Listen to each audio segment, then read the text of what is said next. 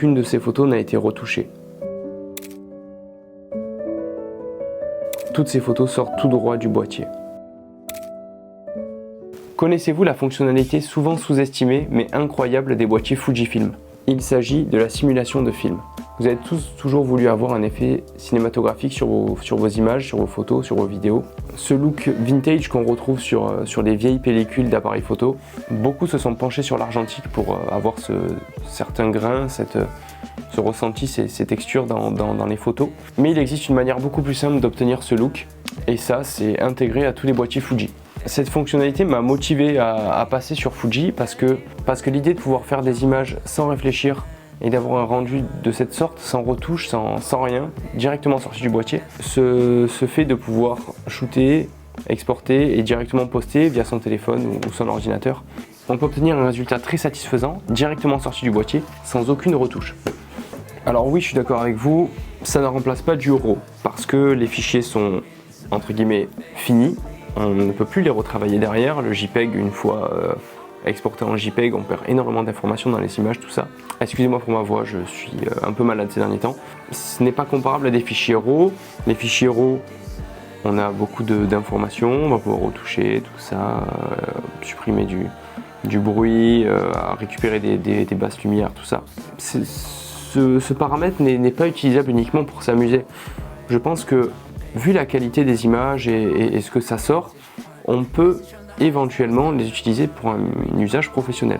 Je vois par exemple sur les mariages, des choses comme ça, une fois qu'on a chopé son bon paramétrage, sa bonne recette en fait, on a juste à la paramétrer sur son boîtier et toutes les photos sortent elles sortent toutes identiques avec ce look égal à chaque image. Et vous pouvez y aller, regardez un JPEG sorti du boîtier, regardez la définition, on peut zoomer à l'infini. Si on est dans des conditions plus ou moins bonnes, avec une bonne lumière, tout ça, je pense que c'est 100% exploitable. Par exemple, moi, la semaine prochaine, je vais réaliser un séminaire. Je vais shooter avec deux boîtiers, donc deux Fuji, GFX, le mien, et un autre, le GFX 100 S2. Je vais tester ça. Je vais mettre mes deux boîtiers simulation de film. Je vais choisir un bon preset qui me correspond, qui va coller pour du corpo, et je vais essayer de travailler de cette manière-là.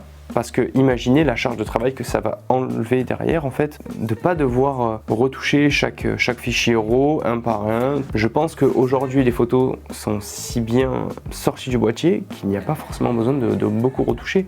Alors oui, vous allez me dire, dans des environnements sombres, tout ça, il y aura un backup en RAW plus JPEG avec simulation de film. Mais je pense que en extérieur, avec une luminosité de jour, les photos JPEG sont 100% exploitables toutes seules. Ça colle plus ou moins avec ma problématique de ce job-là, c'est qu'apparemment le client va vouloir les photos le jour même. Donc voilà, il m'a dit qu'à la fin du séminaire, il aimerait avoir les photos. Si je devais traiter la chose comme j'ai l'habitude de la traiter, c'est-à-dire en RAW, je rentre chez moi, je fais tout mon tri, machin, retouche, je choisis mon preset si j'en ai un, sinon il faut retoucher une photo bien comme il faut, puis exporter ça aux autres, mais il y a toujours quelque chose à rattraper, tout ça. Là, ça veut dire que le boîtier va être en semi-automatique, je vais gérer uniquement mon ouverture, ma vitesse d'obturation sera calée, mes ISO seront calés pour pas qu'ils aillent trop haut non plus, et mes photos, je pense qu'elles seront presque toutes réussies. Il n'y a pas de raison qu'il y en ait qui échouent. Vous avez vu la vidéo sur mon boîtier que je vous ai parlé la semaine dernière. Je pense qu'il est assez bon pour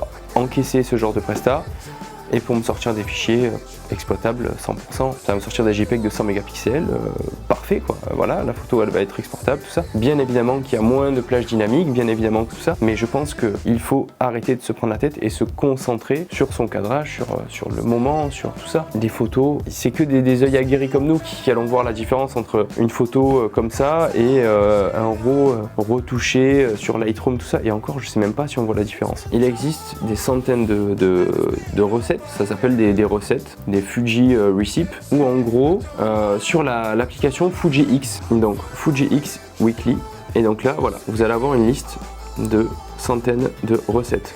Donc comment ça fonctionne? Par exemple, on va arriver, voilà, cinématique film.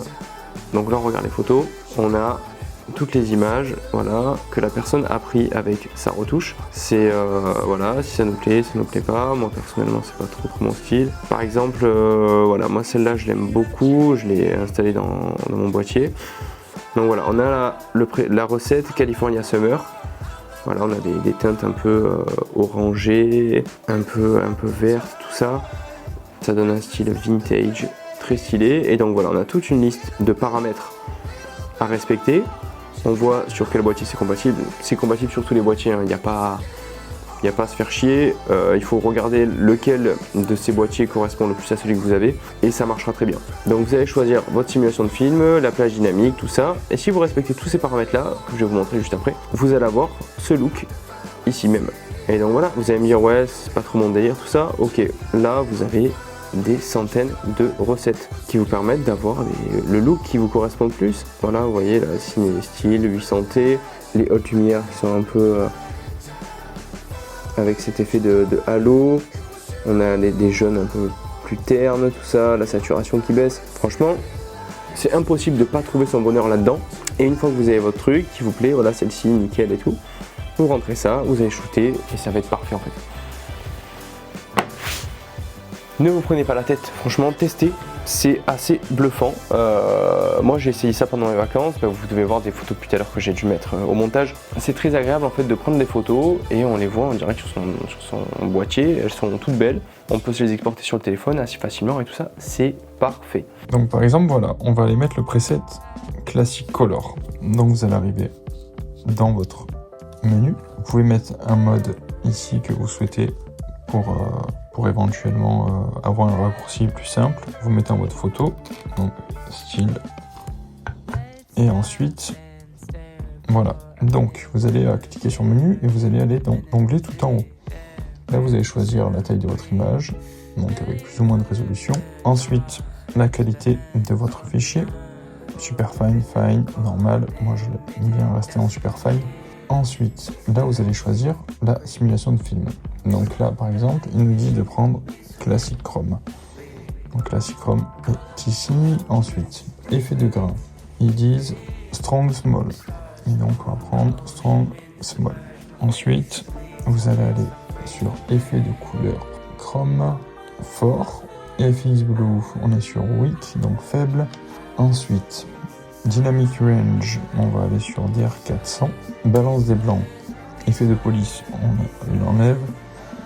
Balance des blancs, vous allez aller sur le petit K ici, qui va permettre de choisir la température. Hop, et donc là, ils nous disent qu'il faut se mettre à 5300. Donc 5300, on met OK. Et ils disent d'aller à red 0, bleu -6. Donc en gros, vous allez être là, vous allez rester sur red et vous allez descendre à -6. OK. Courbe de tonalité basse, donc on est sur les highlights à -0,5 et les hautes lumières, les ombres pardon, à -2. OK. Couleur, ils disent de faire +3.